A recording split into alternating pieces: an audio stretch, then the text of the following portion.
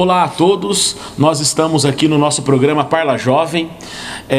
Bom dia, boa tarde, boa noite a todos vocês que estão nos assistindo. Nós estamos aqui hoje trazendo para nossa entrevista um psicólogo de nossa cidade de Pouso Alegre, Bruno Lamarão. Trabalha na área clínica, psicólogo clínico, especialista na área de análise de comportamento, e o seu maior público que ele trabalha é o público infantil e o público adolescente, certo, Bruno? Isso mesmo. Nós estamos hoje, nosso tema de hoje do programa Parla Jovem, nós vamos estar discutindo sobre o assunto Baleia Azul, sobre seriados, como 13 Reasons Why, o famoso 13 porquês, que agora recentemente viralizou na internet, falando sobre essa questão do suicídio na adolescência. Vamos falar um pouquinho sobre a questão do adolescente e os sofrimentos, as angústias, a questão das ansiedades que o jovem passa.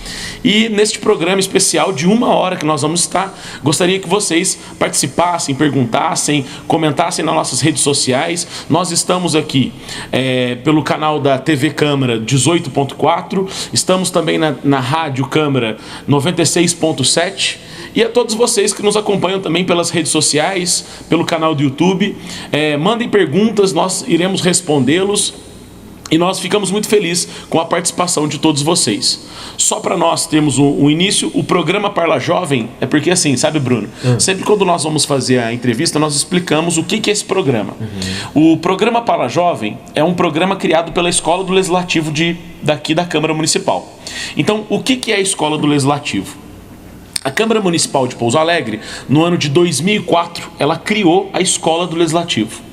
É uma forma de aproximar a Câmara Municipal dos cidadãos de Pouso Alegre.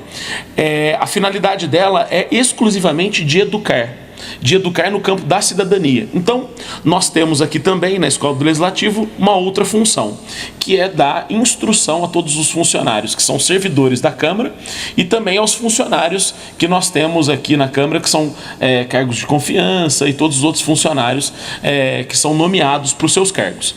Então, a ideia da Escola do Legislativo é o quê? É aprimorar, desenvolver o conhecimento tanto dos funcionários da Câmara Municipal e assim também aproximar a população da Câmara Municipal. Nós temos daqui, na nossa Escola do Legislativo, a Câmara Mirim, a Câmara Jovem, nós temos o Parlamento Jovem, nós temos a Câmara Universitária e também a Câmara do Idoso. Todos vocês que quiserem participar, venham aqui na Câmara Municipal de segunda a quinta, do meio-dia às 18 horas, e na sexta-feira nosso expediente é das 8 até às 14 horas.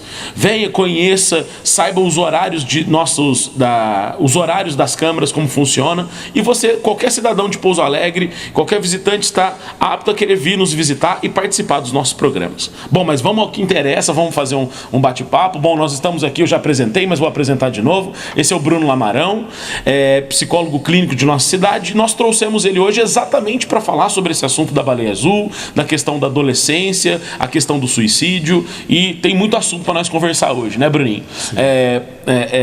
Nós estamos agora no momento de 2017, que nesses últimos meses, Bruninho, o seriado, o assunto Baleia Azul, trouxe à mídia, nós discutimos nas redes sociais, falando sobre essa questão do suicídio, falando sobre essa questão que envolve principalmente o adolescente. Como que você está enxergando, como que você está percebendo dentro da sua área, da sua especialidade, como que as redes sociais e também a própria mídia tem trabalhado esse assunto? Você acha que a mídia está trabalhando esse assunto de uma forma coerente? Ela está cometendo erros? Como que você pensa isso? Então, Adriano, o seriado e esse próprio tema de noticiado da baleia azul, eles trouxeram à tona, como você falou, um tema que, na verdade, ele existe e sempre existiu na sociedade, que é o suicídio. E aí, se falar disso agora é interessante porque o suicídio é um tabu ainda na sociedade, seja por conta de uma cultura, uma religião ou uma própria história. O suicídio ele é visto como um pecado e um dos piores pecados. E isso faz com que as pessoas tenham vergonha de falar, prefiram abafar esse tipo de assunto. Então, poder discutir sobre, eu acredito que seja o melhor caminho para você gerar conhecimento e, através de conhecimento, você prevenir outras possíveis tentativas de suicídio. Contudo, eu acho que vale ressalvas da forma como isso é feito.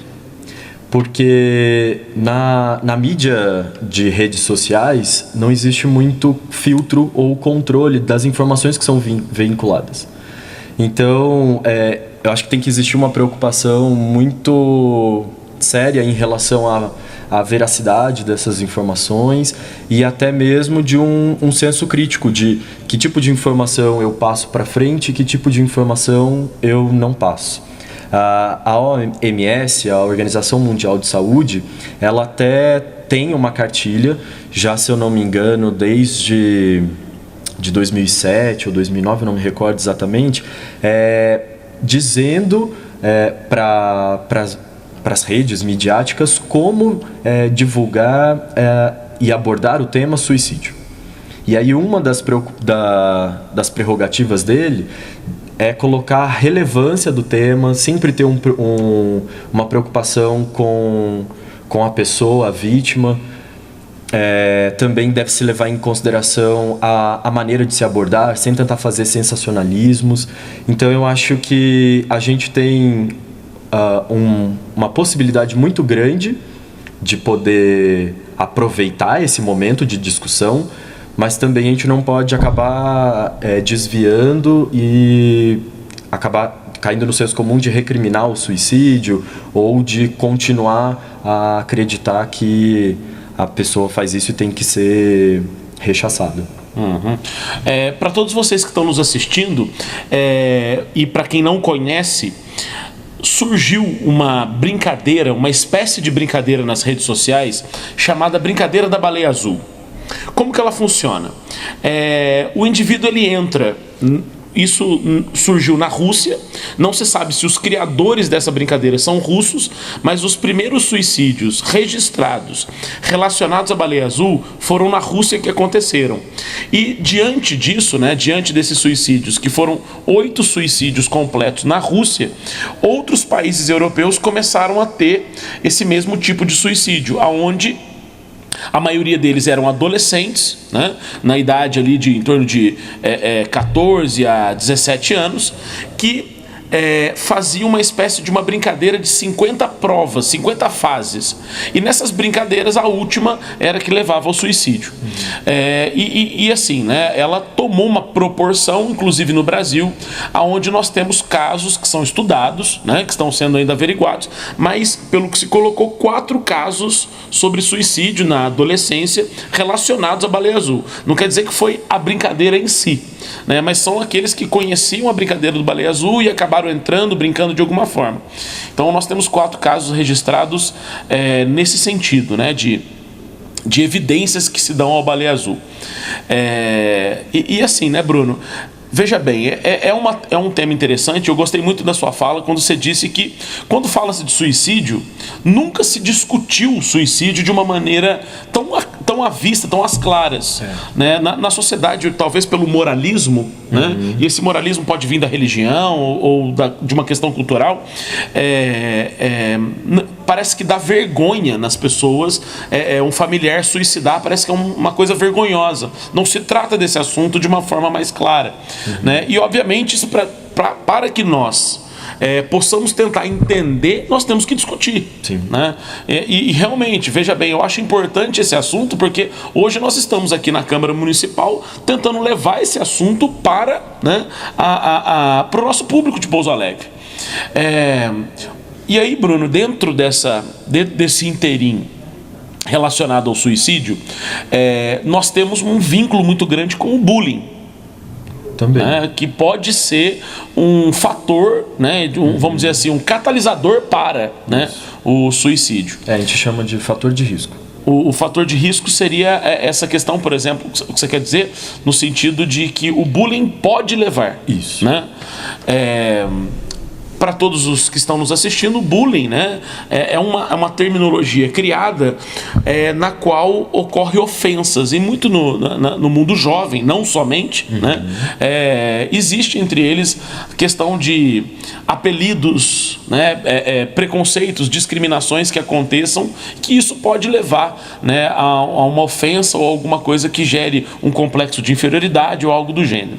Uma característica importante do bullying, de frisar, é que tem que ser constante, então é necessário que isso aconteça repetidas vezes e tem que gerar sofrimento na pessoa que está passando por ele. Por isso.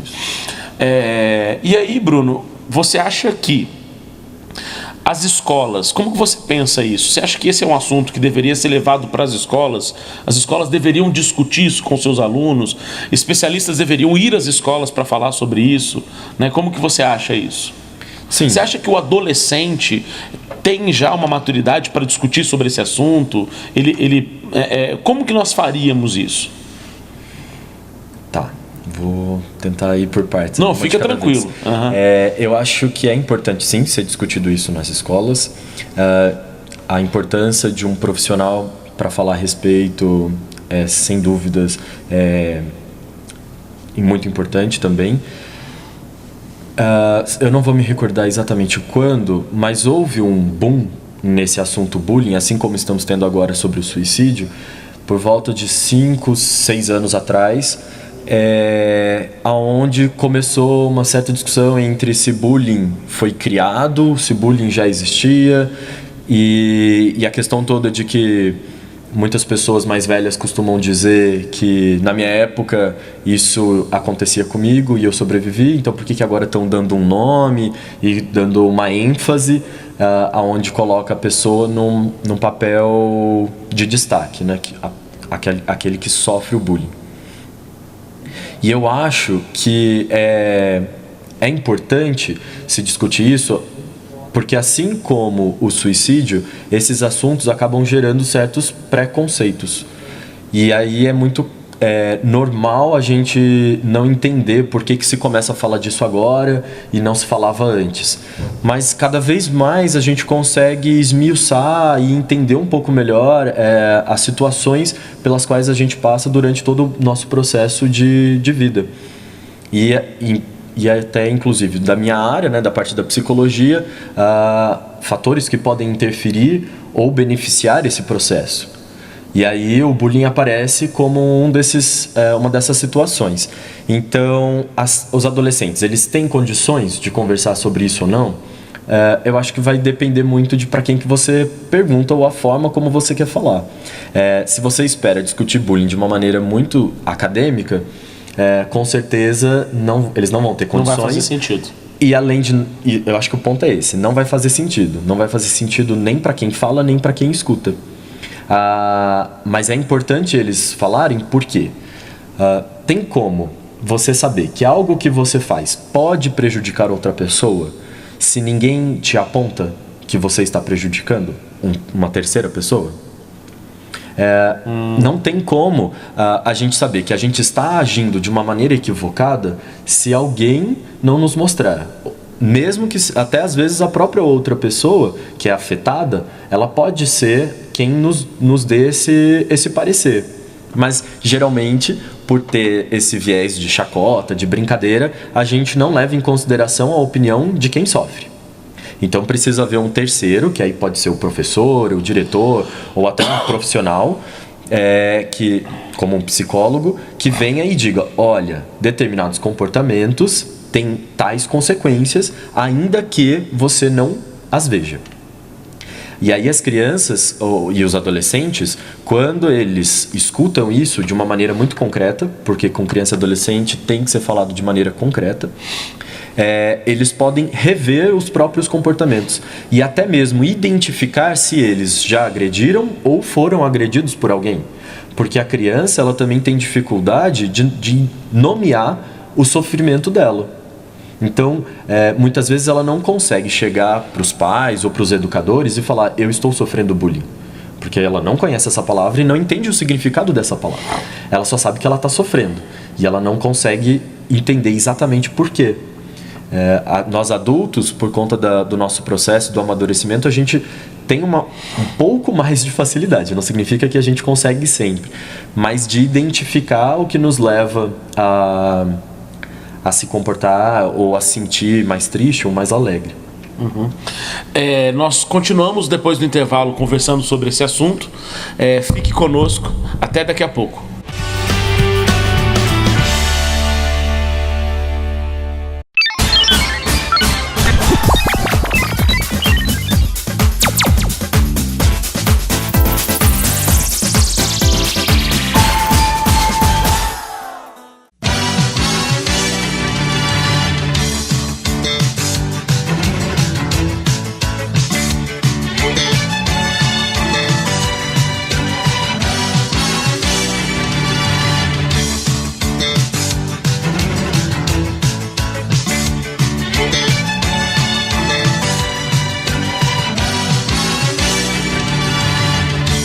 Escola do Legislativo Professor Rômulo Coelho. Desde 2006, aqui o futuro tem voz.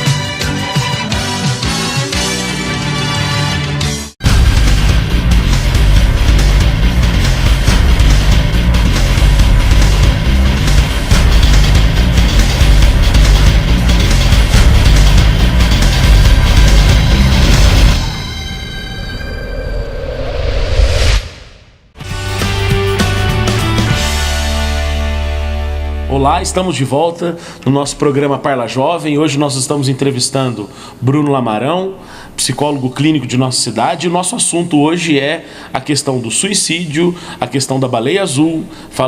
Vamos falar sobre o seriado 13 Porquês. E estávamos falando de bullying, né, Bruno? Nós estávamos conversando sobre esse assunto. Bom, com relação a essa questão do suicídio, Bruno, você poderia passar para a gente algumas informações assim que fossem mais acadêmicas? O que leva ao suicídio? O que é um suicídio? Porque o suicídio não necessariamente precisa chegar a ser completo, não é isso? Né? Pode ter atos suicidas, atitudes suicidas, né, que nós temos aí. Como que você acha? Como que você pensa isso?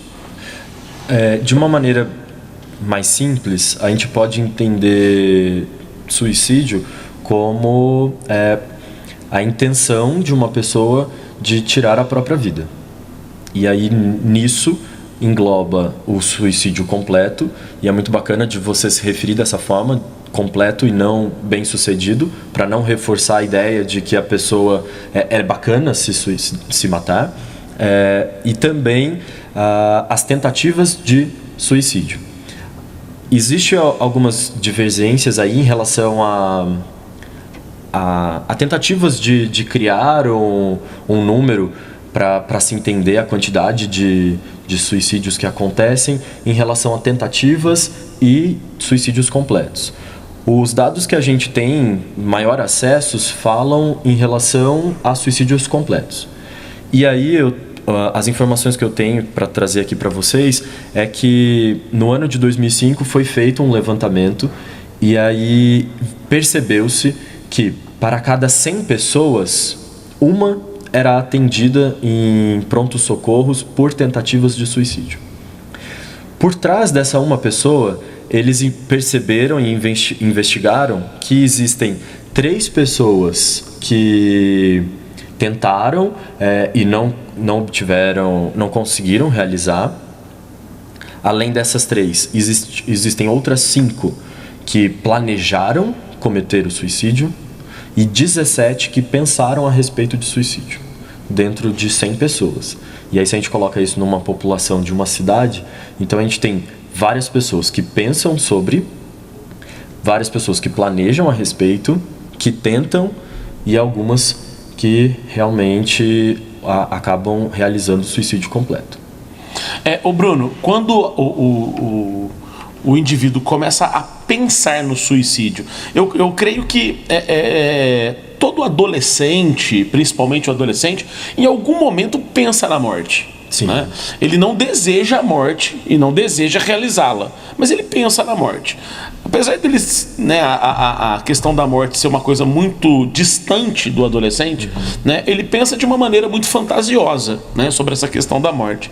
Mas filosoficamente falando, né, existem alguns estudiosos que buscaram entender o suicídio, né, e para alguns filósofos lá da Grécia, Aristóteles, ele dizia que o suicídio era quando o indivíduo perdeu o sentido da vida.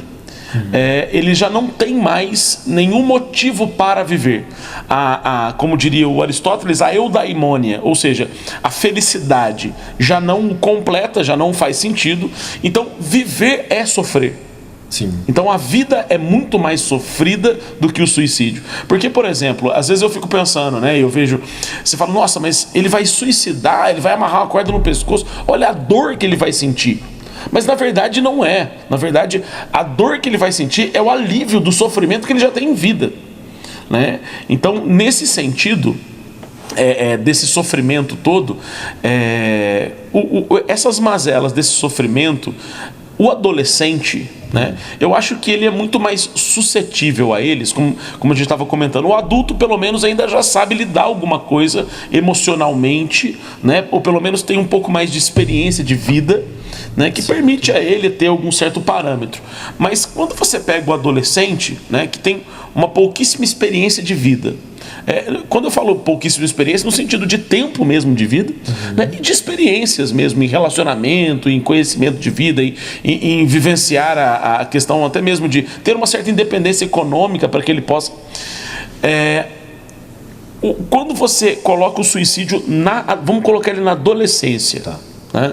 Vamos focar ele ali, porque o suicídio existe em todas as idades. Sim. E assim, né, tem um outro aspecto. Nós estamos falando de um suicídio e vem uma discussão muito importante. Se o suicídio ele é social, se ele é uma questão social, ou se o suicídio é de fato uma pessoa que tem vamos dizer assim, uma carga, uma predisposição biológica, que pode ser por uma herança genética, familiares que já foram depressivos, ou também por um fator de algum distúrbio hormonal, diminuição da produção de serotonina. E aí o que acontece, né? Veja bem, bom, tudo bem, então o camarada ele é suicida, ele é depressivo, ele perde o ânimo de viver porque ele tem falta de serotonina, neurotransmissores não funcionam. Mas será que é realmente somente pessoas que suicidam por um fator biológico? Ou existem fatores sociais? Né? É que eu acho que a gente está falando de muita coisa ao mesmo tempo. Vamos parar com esse assunto e vamos conversar sobre a questão do adolescente. Vamos focar nisso. Adolescente. Vamos focar nele. O sofrimento para ele, a forma dele lidar com esse sofrimento é muito mais... veja bem, eu estou falando como um leigo, acho que você pode, né, me corrigir, mas eu acho que para ele é muito mais difícil dele conseguir lidar com isso do que o adulto, né? De acordo com a questão de experiência de vida. Como que você pensa isso? Como que você... eu concordo com você por uma questão de, como você colocou, experiências a qual o sujeito passa. O adulto entende-se que, cronologicamente, ele passou por mais experiências que o adolescente. Então, por conta disso, o adolescente tem mais dificuldades. Mas o suicídio... como você colocou também, ele acontece em qualquer idade. E a gente, dentro da psicologia, a gente sempre vai entender o suicídio como multifator, algo muito complexo. A gente nunca vai dizer que foi uma única e específica situação que determinou o comportamento de tirar a própria vida. Então, na hora que a gente começa a avaliar esses vários fatores que envolvem, aí a gente tem realmente a questão ambiental, que aí pode ser de cultura, pode ser dos meios em que aquele sujeito está inserido, de amizades também. A gente vai ter o fator familiar, onde pessoas que têm membros na família que tentaram suicídio ou conseguiram completar o suicídio, isso tende a, em pesquisas, mostrar que aumenta a possibilidade de alguém dessa mesma família cometer suicídio também. E estudos mostram que existe componentes genéticos. Ainda é um campo muito obscuro, mas eles têm percebido que biologicamente também existe esse fator. Mais uma vez, um fator. Não é só porque existe um componente genético que a pessoa necessariamente vá vir a se matar, justamente. Mas aí quando você soma fator biológico com fator familiar, com fator ambiental, e aí você soma isso tudo, aí sim a gente pode predizer ou não a possibilidade de alguém vir a cometer o suicídio. E assim, Bruno, na adolescência, os sofrimentos que aquele adolescente passa, a questão do bullying, mais somado a questões... veja bem, como criar caminhos, né, para conseguir... O que nós podemos fazer para auxiliar esse adolescente? Dentro dos fatores de riscos para o suicídio, de modo geral, o que eu noto como mais importantes para se focar nos adolescentes seriam os ambientais e familiares. Por quê? Porque sabe-se que se o indivíduo ele não tem laços sociais, isso aumenta o risco dele cometer suicídio. E aí a gente volta no assunto do bullying. Deixa eu só cortar. Quando você fala laços sociais, seria mais ou menos no sentido de amizade? Amizades. Mas não amizade por rede social. Seria amizade física. Pessoas andarem juntos, brincarem, ou não? Então, hoje em dia a gente tem uma certa dificuldade entre essas duas questões. Ao meu ver, eu digo de laços sociais concretos. Principalmente se tratando de adolescentes. Tá. Então, precisaria haver... teria que ser extra virtual, né? Entendi. Teria que ser do dia a dia mesmo. Mas não é perdido os laços de redes sociais. O problema é que os laços de redes sociais, por não serem palpáveis, eles podem ser instáveis para a percepção do indivíduo. Uma hora eu posso me perceber como tendo vários amigos, porque naquele momento eu converso com 5, 10 pessoas no meu WhatsApp. No momento seguinte, meia hora depois, eu posso me perceber isolado socialmente, porque ninguém me responde ou as pessoas não me procuram neste mesmo WhatsApp. Entendi. Então ela é muito volátil. Quando a gente tem laços mais concretos, que a gente diz, que nem nós dois aqui, aí, mesmo que estejamos distantes, o nosso contato me remete que ainda existe uma ligação entre nós. Entendi. E, Bruno, para a gente já encerrando esse bloco, né, eu queria só que você desse uma palhinha aqui, porque a gente passa para o próximo bloco esse assunto, com a entrada das redes sociais, Facebook, blogs e outros tipos de né, o Messenger, o próprio WhatsApp e Instagram e blá blá blá e tal. Você acha que o adolescente hoje, que está muito mais nessa virtualidade, perde as características relacionadas a esse contato físico, e isso pode levar a um aumento de um fator de risco para o suicídio? Não necessariamente, porque vai depender se existe a presença de sofrimento ou não. Ah, sim. Então, independente do contexto físico, tem que ver se tem um fator de sofrimento. E aí a gente pode entrar em toda a discussão em relação a essas questões de relacionamentos virtuais ou não. Sim. Tudo bem. Nós estamos aqui falando hoje sobre esse assunto. É um assunto polêmico, um assunto delicado da gente conversar, mas eu gostaria que você ficasse conosco, continuando aí após o nosso intervalo.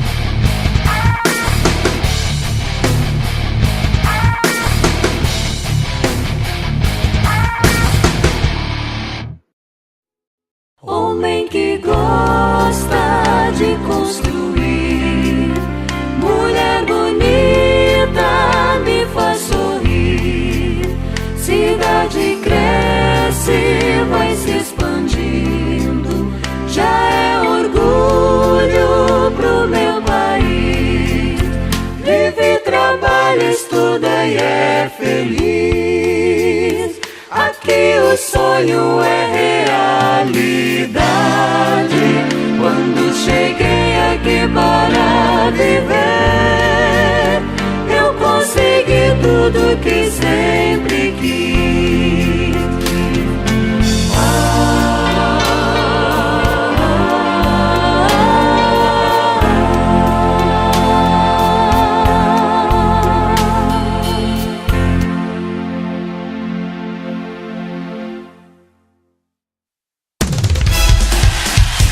Música, notícia, entretenimento. Legislativa FM 96.7.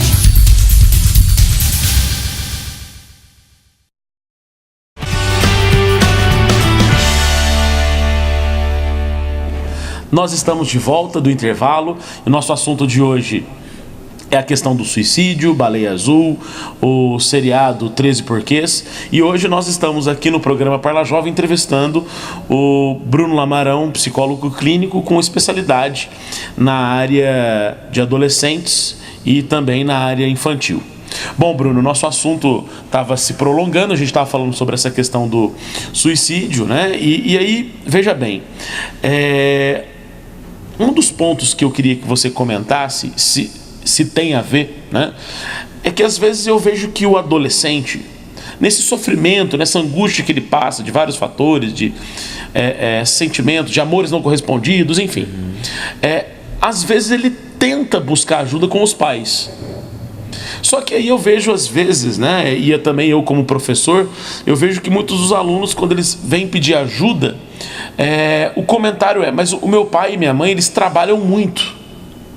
E eles não têm tempo para eu ficar discutindo isso com eles. E muitas vezes o próprio adolescente diz assim, eu não vou ficar conversando com os meus pais, tomando o tempo deles, eu estou atrapalhando eles.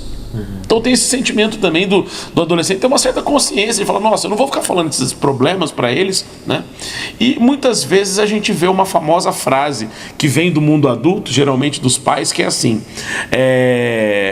filho, na sua idade eu estava trabalhando, você só estuda. Né? E como se isso fosse realmente, né, só um sofrimento pequeno, e você minimiza o problema daquele adolescente que está passando por um problema gigantesco. Né? Você acha que essa questão da família, a questão do mundo do trabalho hoje, tanto o pai com a mãe no mercado de trabalho, também é um dos fatores de risco? Então, Adriano, quando a gente fala dessa questão atual de estrutura familiar, o importante a ser comentado é da qualidade do relacionamento que se tem entre pais e filhos. Então, qualidade, ela não diz respeito a necessariamente tempo. Não é porque uma mãe vai passar todo dia com uma criança que a gente vai ter uma qualidade significativa em relação a esse relacionamento dos dois. Porque essa mãe pode estar fazendo as atividades e o filho trancado dentro do quarto e não vai existir relacionamento. Por outro lado, a gente pode ter pais que tenham pouco tempo para se relacionar com esses filhos e que aproveitam muito bem esse pouco tempo. O importante é que não exista uma negligência por parte desses pais em relação aos cuidados dessa criança ou às necessidades dessa criança, que não necessariamente vai trazer para os pais quais são essas necessidades e esses cuidados que ela demanda. Então, quando você coloca isso da minimização, é preocupante, porque é uma tendência nossa, enquanto adulto mesmo, e não que a gente tenha que maximizar também o sofrimento de uma criança, mas quando ela traz algo é porque ela realmente está num ponto em que aquilo incomoda, e a gente tem que parar e conversar com ela a respeito daquilo para poder entender o que está acontecendo. No caso, né, a todos os telespectadores que estão nos assistindo, inclusive, né, pais enfim, desse mundo adulto, nós muitas vezes eu vejo os pais tentando acertar no relacionamento. Eles querem o melhor para os seus filhos, né? E nem sempre, às vezes, eles conseguem acertar, né? Quando você falou do relacionamento de qualidade, eu achei interessante, porque assim, não é o tempo, mas é essa qualidade, né, do relacionamento que acontece. Mas assim, Bruno, eu queria que você colocasse ou explicasse um pouquinho mais o que é uma relação pais e filhos de qualidade. Uma relação de pais e filhos de qualidade seria aquela onde os pais eles estão dispostos a ouvir a criança, porque é muito comum pais quererem se relacionar perguntando o tempo todo. E no consultório isso acontece com muita frequência, de às vezes os pais perguntarem várias coisas ao mesmo tempo para a criança. E a criança fica perdida, ela não sabe o que ela responde primeiro. E muitas vezes, quando a gente faz uma pergunta, sem nós percebermos, nós estamos induzindo a direção da conversa. Então, se eu te pergunto, Adriano, você quer um leite? Você talvez estivesse com vontade de beber água. Mas como eu te perguntei do leite, você fala, pode ser leite, quero leite. Então, dependendo do tipo dessa forma como é abordada a criança, nem sempre a gente consegue de fato ouvir o que ela está querendo. Outras vezes acontece também da criança falar e os pais não estarem abertos para escutar, por estarem atarefados ou preocupados com outras situações, e aí acontece o que você falou da minimização.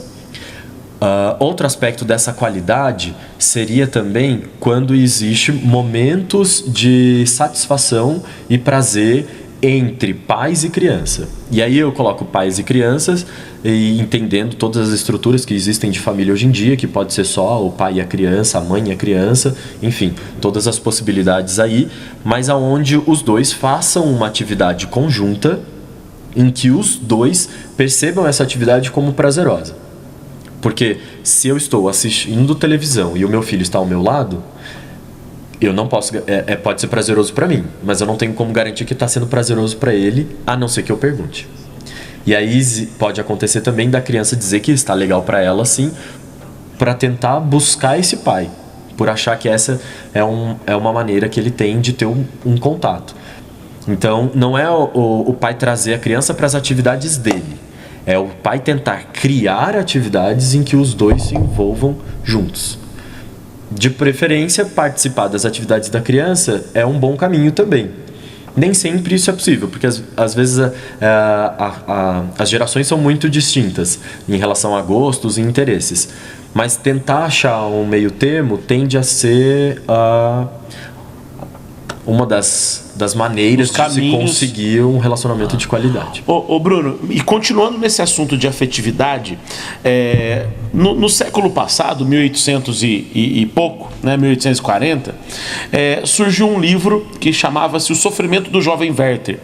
E nesse livro, né, o sofrimento, escrito por o escritor Goethe, né, na França, esse livro, quando começou a ser lido pelas pessoas, levou a uma onda de suicídio. Porque o jovem Werther passava por vários sofrimentos e ele vai retratando esses sofrimentos em cartas. Né? E aí o que acontece? Né? Aconteceu lá por volta de 1850 um efeito Werther. Sim. Muitas pessoas que leram o livro acabaram suicidando. E dentro dos sofrimentos do Werther, um deles, né, que quando eu li isso faz um tempo já, mas eu lembro que ele teve a questão de ter um amor não correspondido. Por quê? Porque ele se apaixona por uma mulher que já era noiva. E nós todos, né, já passamos na adolescência, ou até mesmo na infância, por esse amor não correspondido. Sim. E aí o adolescente, por não ter, né, essa experiência emocional de lidar com perdas e ganhos, ou com amor não correspondido, pode levar a um sofrimento. Você acha que isso pode ser também um fator de risco? Com certeza. Mas acontece que quando você coloca amores platônicos não correspondidos, a gente está falando de topografia, da forma que acontece o comportamento do adolescente. E para a psicologia da abordagem da análise do comportamento, o mais importante é a gente entender a função. E aí, se a gente for pegar a função que tem essa não correspondência, a gente vai esbarrar inabilidade de lidar com frustração. Que aí também engloba não só a questão de amores não correspondidos, como não aceitar não saber esperar, e entra vários outros comportamentos que estão na mesma classe, que envolvem a incapacidade de lidar com frustração. Somado a isso, existe também uma característica da adolescência, que é a não percepção de consequências. Então eles têm dificuldades de perceber consequências a longo prazo. Eles ficam muito sensíveis e controlados pelas consequências a curto prazo. Tudo que eles fazem tende a ser mais imediato. Entendi. Na sociedade de hoje, mais imediato ainda. Soma-se esses dois fatores e aí você tem a pólvora e o fogo para conseguir criar toda essa condição. Então sim, são dois fatores muito importantes, tanto a frustração quanto essa não percepção de consequências a longo prazo. Ô Bruno, e aí, né, eu acho que para a gente amarrar um pouco esses assuntos com relação à afetividade, como que aí eu acho que a gente trataria do assunto mais relacionado a uma amizade, né? Você acha que a amizade, o comportamento entre eles é uma relação de um influenciando o outro? O tempo todo. E o tempo todo um influenciando o outro dentro de uma experiência de vida muito pequena entre eles. Uhum. Ou seja, onde que eu quero chegar? Como eles têm uma capacidade, né, de experiência pequena e muitas vezes imediata, quando vem essa onda do suicídio, não poderia ser uma influência de um para com o outro, levando ao o que eu quero dizer? Que é como se assim, se um tem coragem de fazer, ele daria coragem aos outros, no sentido de um influenciar o outro, você entende? Eu entendo. Aí a gente tem o que você comentou do efeito Werther, e tem uma das grandes discussões relacionadas à série dos 13 porquês, que diz dessa questão de influência. Ao meu ver, tem 2 pontos nessa influência que a gente não pode perder de vista. A influência de amizade, aonde existe isso mesmo, de eu estou tentando resolver minha vida, como você colocou, de gerar alívio através do suicídio, e aí ele vê, putz, olha lá, realmente, ele resolveu os problemas dele e conseguiu. Então, por que eu não também resolver os meus problemas desta maneira? Por outro lado, existe o outro ponto, que é a questão que envolve uns certos status. De que maneira que é esse status? A gente não pode perder de vista que se a pessoa percebe o suicídio de uma outra pessoa como positivo, e aí que ela tem vantagens naquilo, seja vantagens no sentido de ver os outros sofrer, de gerar vingança e tudo mais, porque isso existe, mas também de reconhecimento, de homenagens e várias outras questões que a pessoa acaba recebendo depois que tem o suicídio completo, isso pode também acabar reforçando que outras pessoas venham a cometer o mesmo ato. Sobre essa questão, para a gente amarrar esse assunto, afetividade, família, relacionamento, como que você, Bruno, pensaria em um conselho agora, né? Se você tivesse que falar com os adolescentes agora, que conselho que você daria para eles no sentido do momento que eles estão vivendo e como se relacionar? Bom, acima de tudo, eu acho que respeito. Respeito, ele tende a ser uma palavra primordial em qualquer tipo de relacionamento, não só entre os adolescentes. E aí, quando a gente tem respeito, existe uma preocupação do que eu faço para com o outro, e existe também uma preocupação do que o outro faz comigo. Nós não tocamos nesse assunto hoje, Bruno. Até já vamos estender aqui. Eu vou convidar você novamente para vir aqui. Só que nós vamos fazer um outro programa especial e a gente poderia discutir o assunto sexualidade na adolescência. Né? Porque eu vejo também que muitos adolescentes estão se descobrindo nessa parte da sexualidade. Né? E muitas vezes isso é uma frustração também, que pode talvez ser um fator de risco. Não, é considerado. a incerteza da orientação sexual é vista hoje em dia como um fator de risco. Um fator de risco para o jovem. O jovem, né?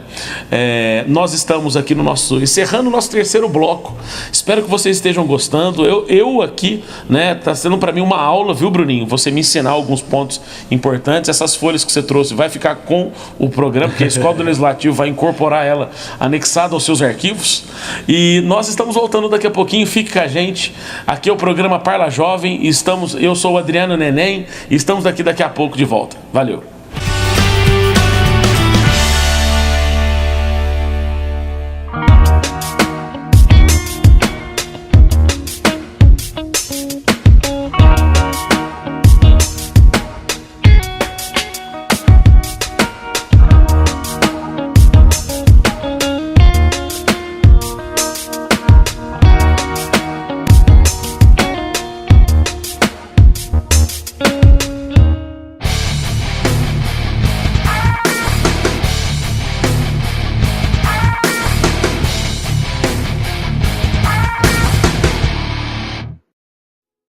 Homem que gosta de construir, mulher bonita me faz sorrir.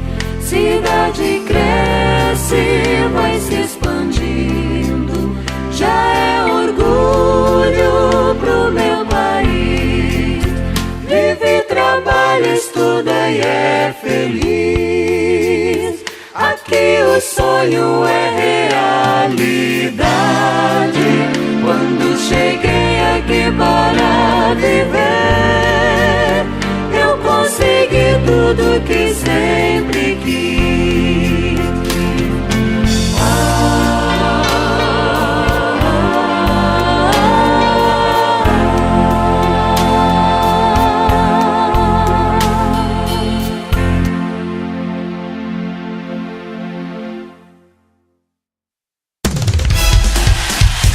Música, notícia, entretenimento. Legislativa FM 96.7.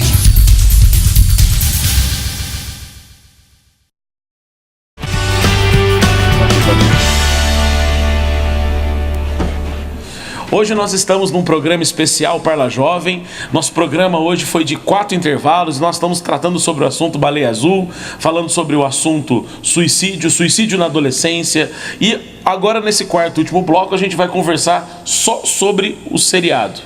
Para vocês que estão nos assistindo, né, saiu agora recentemente pelo Netflix, né, um programa, um seriado, são 13 episódios que tratam de uma menina, né, que é a protagonista principal dessa série, chamada Hannah, né, na qual essa menina vai sofrendo, vai passando por vários sofrimentos, né, bullying, discriminações, enfim, abusos, né, e o que leva ela ao suicídio. Então, Bruninho, acho que agora o nosso assunto agora é falar sobre a série. Um primeiro momento houve uma preocupação em relação à série, porque estavam dizendo que a série podia ser um fator que iria proporcionar ao adolescente querer se suicidar. Ou seja, a Hannah, né, que nessa série ela explica o porquê, né, os 13 motivos que levaram ela ao suicídio, poderia influenciar as pessoas, principalmente os adolescentes, a suicidarem por causa disso. Você acredita que isso é possível, Bruno?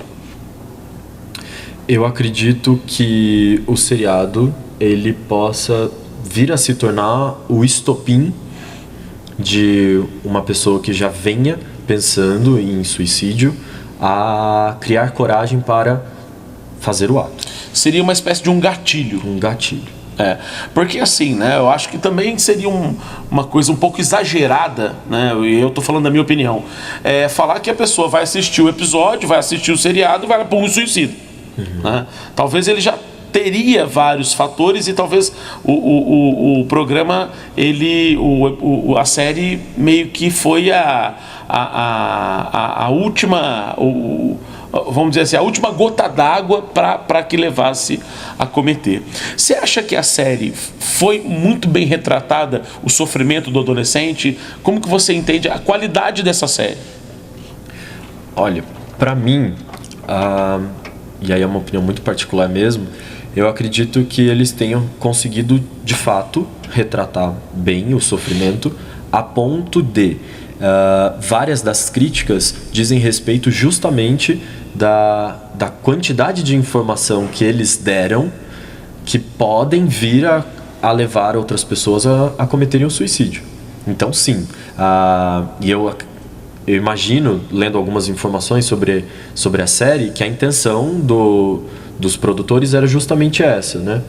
De conseguir trazer para o concreto exatamente possibilidades extravagantes, porque a gente também não pode imaginar que para a pessoa se matar precisa haver o abuso, precisa haver a exclusão social, precisa haver todas as coisas pelas quais a Hannah passou para chegar no suicídio. Mas eles trouxeram vários fatores que estão realmente no dia a dia dos adolescentes e que podem vir a se tornar fatores de risco. Bruno, na série, né, ela deu vamos dizer assim, deu a entender, ou pelo menos foi o que eu interpretei, que a menina, a mulher, ela sofre muito mais, né? A Hannah, ela passou por vários sofrimentos, inclusive abusos, que a menina, ela, veja bem, ela se torna mais alvo, né? Desses abusos, desses bullying, a questão do nude, né, também que aparece. Você acha que isso tem ligação, tem a ver ou não? Você acha que isso somente afeta realmente mais as meninas? Não sei se você tem dados aí, né, na adolescência se suicida mais homens ou mais mulheres. Eu não sei te dizer com certeza de dados falando especificamente da adolescência. Mas, de modo geral, se tem um número quase 3 vezes maior de suicídios completos por parte do gênero masculino do que pelo gênero feminino. E, ao contrário, em relação a tentativas de suicídio, é 3 vezes maior o número no gênero feminino do que no gênero masculino. Nossa, olha que coisa interessante. Sim, né? Então aí a série tem isso de colocar uma personagem feminina, mas o que não desqualifica o tema. E um outro ponto que é não abordado na série, mas que diz respeito até das estatísticas, é a questão de não se comentar em relação à saúde mental de Hannah. Porque um ponto característico também de suicídios completos é que quase todos, em geral, as pessoas que cometem o suicídio possuem doenças mentais. Só que, na maioria dos casos, essas doenças ou não são diagnosticadas, ou quando diagnosticadas, não são tratadas ou tratadas de forma incorreta. Muitas vezes as doenças mentais, geralmente eles querem tratá-las dando remédio. Apenas remédio. Apenas remédio, né? E não é por aí, né? Que se soluciona um problema de uma doença mental, né? Não, o remédio é fundamental. Sem o remédio não se traz nenhum ganho. Mas apenas o remédio, a gente corre o risco de apenas inibir sintomas e não resolver os problemas. Ô Bruno, e dentro da série... Bom, a Hannah, na série, ela vai em festas de adolescente, bebidas, que talvez seja até de um mundo adulto que eles estão tentando vivenciar ali, né, em algum momento. Bom, quando a Hannah está envolvida nesse mundo adulto, né, relacionada com a situação relacionada ao álcool, à bebida, como que você vê essa relação do adolescente, a bebida, e se isso é um fator de risco também? Também. É considerado fator de risco o uso de substâncias, de modo geral, legais e ilegais, principalmente se eles estão em comorbidade com transtornos psiquiátricos. Comorbidade é o quê? É quando as coisas acontecem ao mesmo tempo. Então, por exemplo, a pessoa ter depressão e fazer uso de álcool. Isso isolados eles podem vir a ser considerados já fatores de riscos, principalmente quando existe o abuso das substâncias. Juntos, eles ganham um potencial muito maior enquanto fator de risco. Bruno, eu fiquei numa dúvida aqui agora, que você comentou. Você poderia falar um pouquinho o que é doença mental? Doença mental, a gente é o termo do senso comum para transtornos psiquiátricos. Ah, ok. Então, dentro dos transtornos psiquiátricos, a gente vai ter uma gama deles que vão desde transtornos de humor, personalidades, enfim, existe toda uma lista. A bipolaridade é considerado um transtorno de humor. A gente vai ter vários. Os mais comuns relacionados ao suicídio está justamente a depressão e a bipolaridade. Ok. Eles seriam assim os... O adolescente passa por isso também? Passa. A bipolaridade, ela tem uma certa dificuldade um pouco maior de ser diagnosticada, mas ela existe na adolescência, e a depressão também. Sim. Ô Bruninho, eu não sei se você pode comungar da mesma ideia, mas o que eu senti da série foi que... Porque assim, no primeiro episódio, você sabe que ela vai se matar no final. Sim. Né? Porque ficou claro ali que o suicídio acontece para depois explicar por quê. Sim. E eu não sei se foi a intenção do diretor, ou da diretora, no caso, que é a... Esqueci o nome, Selena Lopes, né? Que não sei se ela é a diretora ou se ela é a produtora da série. Né? Me recordo. O que acontece é o seguinte: o que eu acho que foi importante da série é que a série trouxe, primeiro, a discussão. Ela evidenciou um problema que era no mundo adolescente e também nesse mundo adulto não se discutia esse assunto. Então, eu acho que esse primeiro ponto foi altamente positivo, de você trazer esse assunto à tona. Em outro aspecto, eu vejo que as pessoas, quando assistem a série, parece que elas querem terminar a série. Então, assim, eu assisto os 3 episódios, bacana, mas parece que eu quero chegar no final e acabar a série. Mas sem trazer, porque assim, o problema não é ver ela suicidar no final. Eu acho que o mais interessante da série é a gente discutir se aqueles problemas que a Hannah, a personagem, está passando, realmente reflete na sociedade, reflete na realidade dos jovens. Então eu acho que a série tem muito mais uma função reflexiva do que uma função de ser mais uma daquelas séries que tem começo, meio e fim. Sim. Né? Talvez se não tivesse o último episódio, né? Não houvesse o último, vamos supor que fizesse até o 12 e não vai ter final. A série, pra mim, já teve um ganho, porque o debate, o problema que ela passou e tal, já é muito interessante pra gente discutir e debater. Sim. Né? Na sua opinião, o que você acha que a série contribuiu? Né? Ou que ela não contribuiu? Eu acho que vou começar de trás para frente. Porque assim, a gente está tentando discutir a série não no sentido da qualidade da filmagem, sim, se os atores são bons ou não, né? Porque daí deixa isso para os críticos de cinema. Sim. Até se você pegar as críticas de cinema, tiveram várias críticas, que a Hannah não sabia interpretar, que a atriz não conseguiu e tal. Na minha opinião, ela interpretou uma adolescente, e que muitas vezes essa questão de não saber interpretar foi uma autointerpretação, porque o adolescente não consegue realmente resolver o problema. Sim. Né? Bom, mas essa é a minha opinião. Mas eu queria saber a sua, assim, como que você pensa isso? Da questão de conceitos, né, dos temas trabalhados na série. Eu acho que poderia haver alguns avisos, que, se eu não me engano, eles vão colocar, não tenho certeza, na série, avisando da temática.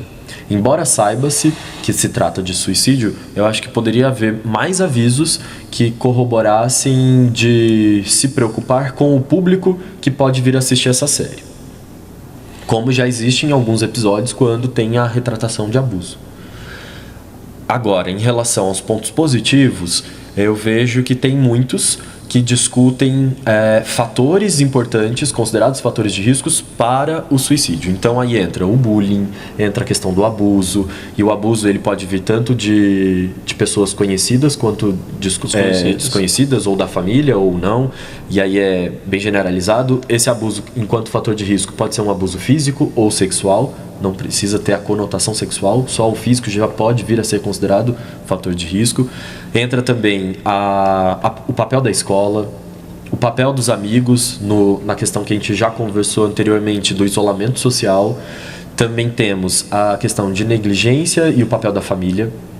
E aí, no último episódio, eu acho que ele trouxe 2 pontos importantes, ainda que contraditórios, que é a questão do sofrimento da família na hora que tem a descoberta do corpo da Hannah. E aí que a família começa a escutar as fitas e perceber, nossa, minha filha sofreu isso tudo e eu não tinha conhecimento. E por outro lado, tem um outro também, que é quando a Hannah busca a última ajuda, que é de um profissional.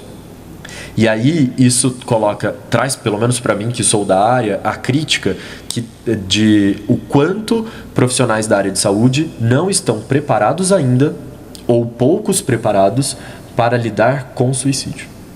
Porque é muito fácil a gente querer conversar sobre isso e propor muitas ideias onde a pessoa ela pode ter todo um amparo na questão escolar e familiar, mas na área de saúde as pessoas não estarem preparadas para receber esse sujeito que comete a tentativa de suicídio ou para disponibilizar conhecimento para a sociedade no sentido de prevenir suicídios. Ok. Para nós agora, nós já estamos praticamente encerrando o nosso programa de hoje. Eu já gostaria de agradecer muitíssimamente sua presença aqui hoje. A sua fala contribuiu muito para nós. Logo a gente vai estar aí, né, nas redes sociais, e muitas pessoas acabam fazendo perguntas pela rede social. Eu gostaria de saber, depois eu vou passar essas perguntas para você, se a gente puder responder a essas pessoas, né, que acabam perguntando depois, mandam pra gente. Tem pessoas que mandam perguntas aqui pra câmera para saber falar sobre o programa. E assim, Bruno, como consideração final, né, pra gente amarrar esse assunto desse bloco, que considerações você faria? Você recomendaria essa série para adolescentes? Como que você encararia isso? Como consideração final, queria que você amarrasse esse assunto para a gente encerrar esse nosso bloco. Tá. Em relação à série, eu recomendaria ela para adolescentes, desde que houvesse uma intenção. E como você falou, ela não fosse assistida apenas como entretenimento. Se houver uma intenção de haver discussões, aí sim eu recomendaria essa série. Para finalizar, eu acho que é importante a gente comentar também, porque a gente fala muito de fatores de riscos e que existem fatores de proteção. Que são fatores que a gente não pode, quando a gente avalia, a gente não pode considerá-los como equilibradores de fatores de riscos, mas que eu acho que são pontos que a gente tem a considerar, porque são pontos que, se a gente reforça, a gente automaticamente está prevenindo suicídios. E aí, que fatores de proteção seriam? Alguns exemplos. Tem a questão de melhorar a autoestima do sujeito, um bom suporte familiar, criar laços sociais bem estruturados, tanto em relação a amizades quanto dentro da família. A gente pode pensar também em se o sujeito tem razões de viver, que aí entra muito próximo do que você falou do filósofo grego, de gerar no jovem razões para se viver. E também, por que não, acesso à saúde mental e a todo esse serviço. Bruninho, novamente eu agradeço a presença aqui. Esse foi o programa Parla Jovem de hoje. Acompanhe nós nas redes sociais, na TV, na rádio, e agradecemos a atenção de todos. Até mais, até o próximo programa.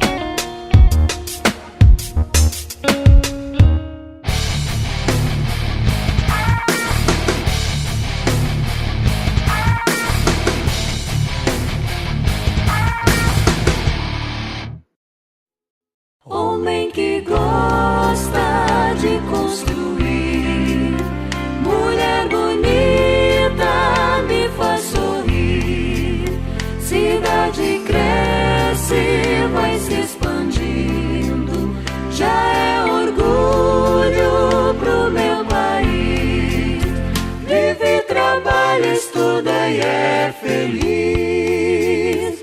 Aqui o sonho é realidade. Quando cheguei aqui para viver, eu consegui tudo que sempre quis.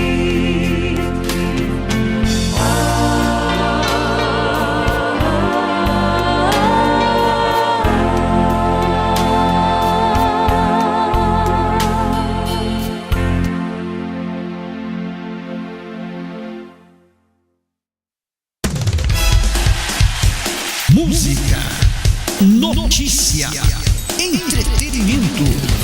Legislativa FM 96.7.